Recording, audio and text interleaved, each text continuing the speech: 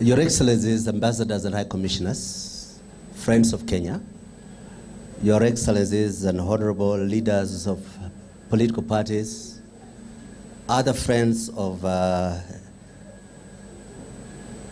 Dr. Stephen Kalonzo Musyoka, ladies and gentlemen, nice things have already been said about our host today. I'm not going to repeat those. I just want to say one or two little things that don't so much mark what he did, but why we miss such talent in public leadership in the country today. The first 10 years of my acquaintance with Honorable Kalonzo Musyoka, he was a Minister of Government, and I was an opposition parliamentarian. The highest point of our altercations was during the crisis of the genocide in Rwanda, when I brought to Parliament a motion of adjournment to discuss the failure of African diplomacy and the failure of the world to stop the butcher of innocent civilians in that then sad place. Since then, we even got very, very closely together, because after the 2002 elections, I became Minister of Trade and Industry and was Foreign Minister. We were both members of Council of the East African Community.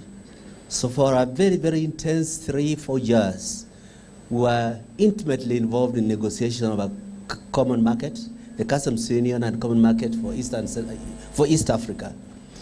I remember we were spending sleepless nights with Jakaya Kikwete and the Deputy Prime Minister of Uganda to beat the deadline, because there was that drive and desire for East African integration.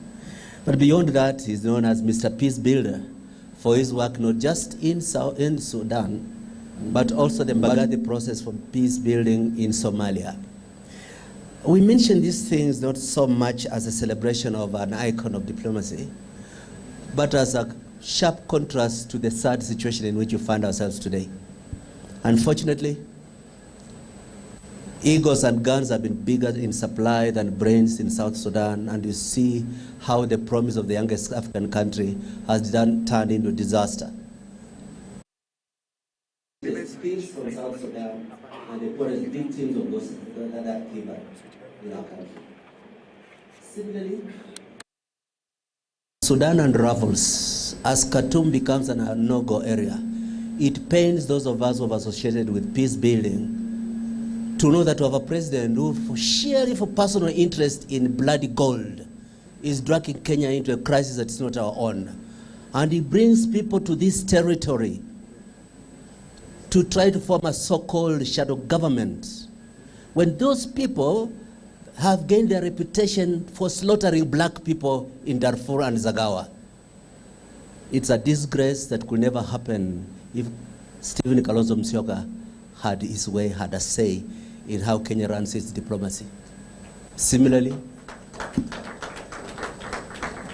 we are passing through difficult times. Today, as I was coming here, I heard the announcement of the Franco-German defense agreement.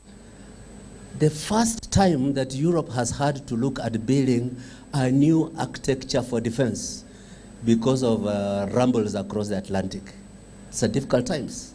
But for us, we believe that friends of Kenya will still have the attention to support our democratic project.